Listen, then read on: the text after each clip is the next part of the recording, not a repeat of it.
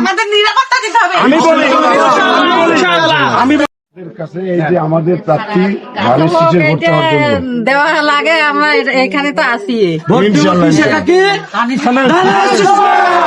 আমাদের মহানগর স্বেচ্ছাসেবক দলের আহ্বায়ক যুগ্ম সদস্য সচিব।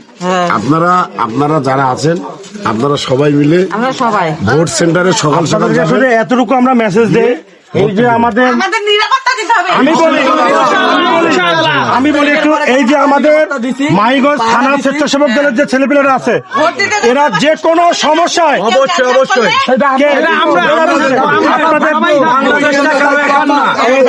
সবাই কথা বলি না।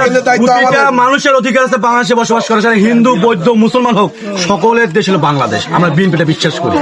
আপনারা ভয় পাবেন না, আমরা আপনাদের সাথে আছি। এখানে যারা আছে ভোট দিতে যাবেন। দাঁড়াও, অবশ্যই যাবো। এখানে যারা আছে সব তো আপনার এলাকার ছেলেপেলে, আপনাদেরই ভাই, আপনাদেরই ছেলে, আপনাদেরই ভাতিজা। ইনশাল্লাহ কোনো সমস্যা হবে না আপনাদের। যা সমস্যা এরা মাথা পেতে নেবে আপনাদের। আমরা আছি। একদম পুরোপুরি স্বেচ্ছাসেবক দলের আপনাদের দায়িত্ব নিচ্ছে কিনা সেটা আপনি জানেন ভালো করে। স্বেচ্ছাসেবক দলের ছেলেপেলেরা আপনাদের পুরোপুরি দায়িত্ব নেবে।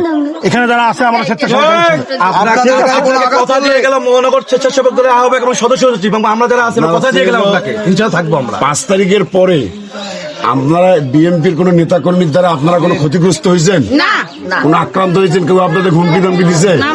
ইনশাল্লাহ আপনারা এই বাংলাদেশে নিরাপদ ভাবে থাকবেন। এটা এবং বিএনপির 5 অঙ্গীকার। তারিখের